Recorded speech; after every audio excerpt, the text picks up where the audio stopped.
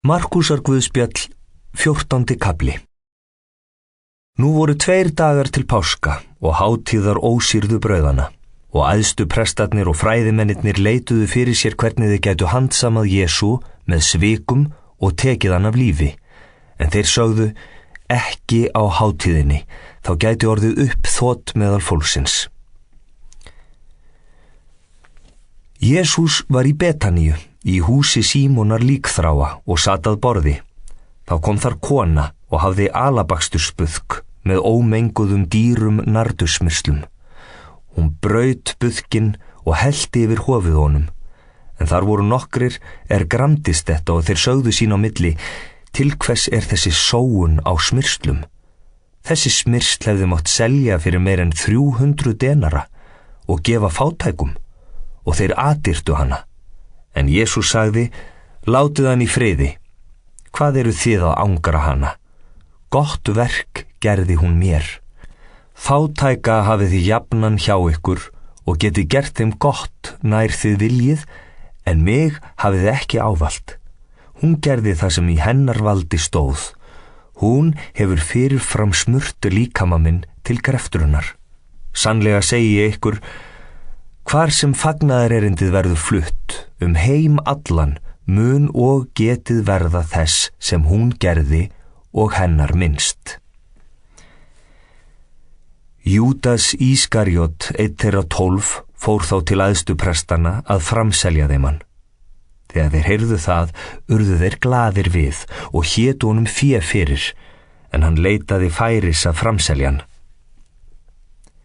Á fyrsta degi ósýrðu brauðana þegar menn slátruðu páskalambinu, sögðu lærisveinar hans við Jesú, hvert vilt þú að við förum og búum þér páskamáltíðina? Þá sendi Jesús 2 lærisveina sína og sagði við þá, farið inn í borgina og ykkur mun mæta maður sem ber vasker. Fylgið honum, og þar sem hann fer inn skuluð þið segja við húsaráðandann, meistarinn spyr, hvar herbergið þar sem ég get neytt páskamáltíðarinnar með lærisveinum mínum? Hann mun þá sýna ykkur loftsal mikinn, búinn hægindum og til reiðu. Búið þar til máltíðar fyrir okkur. Lærisveinarnir fóru, komu inn í borgina og fundu allt eins og hann hafði sagt og bjuggu til páskamáltíðar. Kvöldið kom hann með þeim 12. Þegar þeir sátu að borði og mötuðust, sagði Jesús, sannlega segi ég ykkur, einn af ykkur mun svíkja mig, einn sem með mér etur. Þeir urðu hryggir við og sögðu við hann einn af öðrum, það ég? Hann svaraði þeim, það einn þeirra 12, hann dýfir brauðinu í fatið með mér. Mannssonurinn fer að sönnu héðan, svo sem hann ritað, en vei þeim manni sem því veldur að mannssonurinn verður framseldur. Betra væri þeim manni að hafa aldrei fæðst.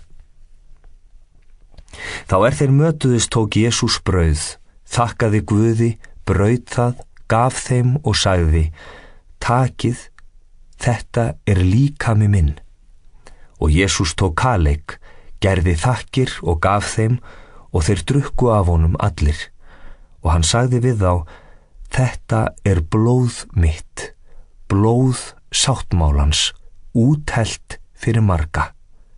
Sannlega segi ég ykkur, héðan í frá mun ég eigi drekka af ávexti vínviðarins til þess dags ég drekka nýjan í Guðs ríki.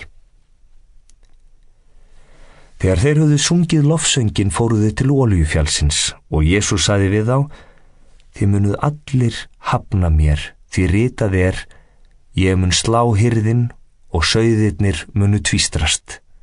En eftir að ég upprisin mun ég fara á undan ykkur til Galíleu. Þá sagði Pétur, þótt allir hafni þér, geri ég það aldrei. Jesús sagði við hann, sannlega segi ég þér, nú í nótt, áður en hani galar tvisvar, muntu afneita mér 3. En Pétur kvað enn fastar að, þó að ég ætti að deyja með þér, þá mun ég aldrei afneita þér. Eins töluðu þeir allir. Þeir koma til staðar heitir Getsemani og Jesús segir við lærisveina sína: setjist hér meðan ég biðst fyrir. Hann tók með sér þá Pétur, Jakob og Jóhannes. Og nú setti að honum ógn og angist. Hann segir við þá: sál mín hrygg, allt til dauða. Bíðið hér og vakið. Þá gekk Jesús lítið eitt áfram, féll til jarðar og bað að þessi stund færi framhjá sér ef þess væri kostur. Hann sagði: Abba, Faðir, allt megnar þú, tak þennan kaleik frá mér, þó ekki sem ég vil, heldur sem þú vilt. Jesús kemur aftur og finnur þá sofandi. Þá sagði hann við Pétur: Símon, sefur þú? Gast ekki vakað eina stund? Vakið og biðjið, svo þið fallið ekki í freistni. Andinn reiðubúinn, en holdið veikt. Aftur vék Jesús brott og baðst fyrir með sömu orðum. Þegar hann kom aftur, fann hann þá enn sofandi, því drungi var á augum þeirra.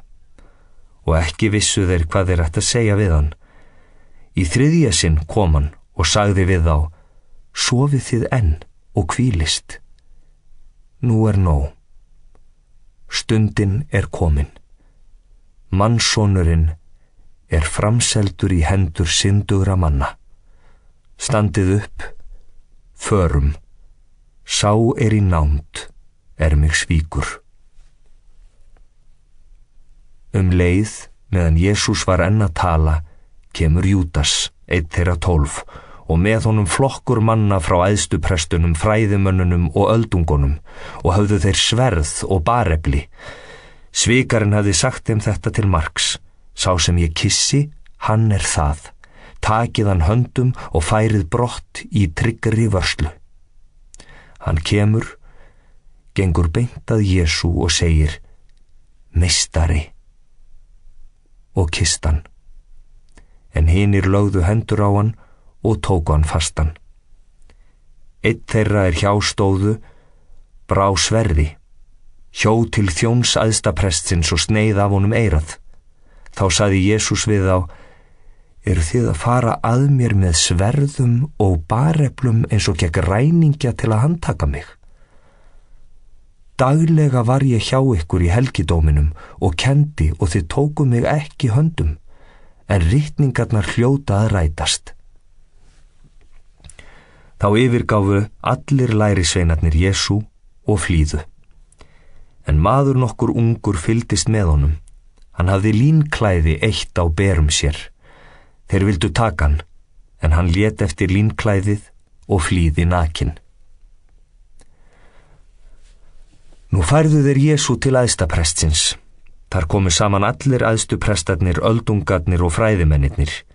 Pétur fylgdi honum álengdar allt inn í garð æðstaprestsins. Þar sat hann hjá þjónunum og vermdi sig við eldinn. Æðstu prestarnir og allt ráðið leituðu vitnis gegn Jesú til að geta líflátið hann, en fundu eigi.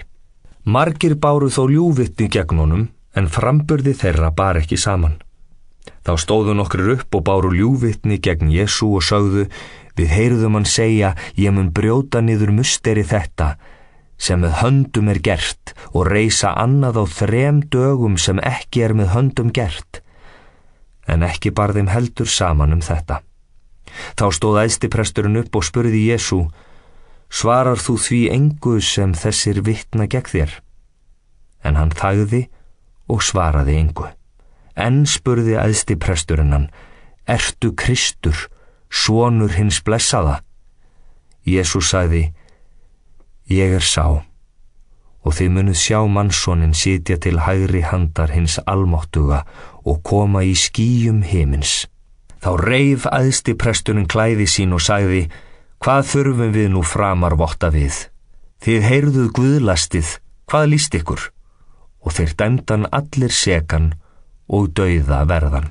Þá tóku sumir að hrækja á hann. Þeir huldu andlit hans, slóu hann með hnefunum og sögðu við hann: þú ert spámaður, hver sló þig? Eins börðu þjónarnir hann. Pétur var niðri í garðinum. Þar kom ein af þernum æðstaprestsins og sá hvar Pétur var að orna sér. Hún horfir á hann og segir: Þú varst líka með manninum frá Nasaret, þessum Jesú. Því neitaði Pétur og sagði: Ekki veit ég né skil hvað þú ert að fara, og hann gekk út í forgarðinn. En þá gól haninn. Þar sá þernan og fór enn að segja við þá sem hjá stóðu: Þessi einn af þeim, en hann neitaði sem áður. Litlu síðar sögðu þeir hjá stóðu enn við Pétur: Víst ertu einn af þeim, enda ertu Galíleumaður. En Pétur sór og sárt viðlagði: Ég þekki ekki þennan mann sem þið talið um. Leið gól haninn annað sinn, og Pétur minntist þess Jesús hafði mælt við hann: Áður en hani galar tvisvar, muntu afneita mér þrisvar. Þá fór hann að gráta. Markúsar guðspjall, 15. kafli. Þegar að morgni gerðu æðstu prestarnir samþykkt með öldungunum, fræðimönnunum og öllu ráðinu. Þeir létu binda Jesú og færa brott og framseldu hann Pílatusi. Pílatus spurðan: Ert þú konungur gyðinga? Jesú svaraði: Það eru þín orð. En æðstu prestarnir báru á hann margar sakir. Pílatus spurðan aftur: Svarar þú engu? Þú heyrir hve þungar sakir þeir ber á þig. En Jesú svaraði engu framar, og undraðist Pílatus það. En á hátíðinni var Pílatus vanur að gefa þeim lausan einn bandingja, þannig þeir báðu Maður að nafni Barabbas var þá í böndum ásamt upphlaupsmönnum. Höfðu þeir framið manndráp í upphlaupinu.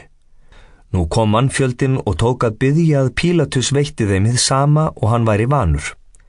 Pílatus svaraði þeim: Viljið þið að ég gefi ykkur lausan konung gyðinga?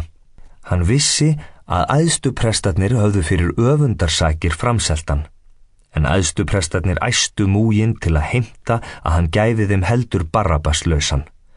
Pílatus tók enn til máls og sagði við þá: Hvað á ég þá að gera við þann sem þið kallið konung gyðinga? En þeir æptu á móti: Krossfestu hann. Pílatus spurði: Hvað illt hefur hann þá gert? En þeir æptu því meir: Krossfestu hann. En með því að Pílatus vildi gera fólkinu til hæfis, gaf hann því Barabbas lausan. Hann lét húðstrýkja Jesú og framseldi hann til krossfestingar. Hermennirnir fóru með Jesú inn í höllina, aðsetur landshöfðingjans, og kölluðu saman alla hersveitina. Þeir færa hann í purpuraskikkju, flétta þyrni kórónu og setja á höfuð honum. Þá tóku þeir að heilsa honum: Heill þér konungur gyðinga. Og þeir slóu höfuð hans með reirsbrota og hræktu á hann, féllu á kné og hylltu hann. Þegar þeir höfðu spottað hann, færðu þeir hann úr purpuraskikkjunni og í hans eigin klæði. Þá leiddu þeir Jesú út til að krossfesta hann. En maður nokkur átti leið þar hjá og var að koma utan úr sveit. Hann neyða þeir til að bera kross Jesú. Það var Símon frá Kýrene, faðir þeirra Alexanders og Rúfusar. Þeir fara með Jesú til þess staðar heitir Golgata. Það þýðir hauskúpustaður.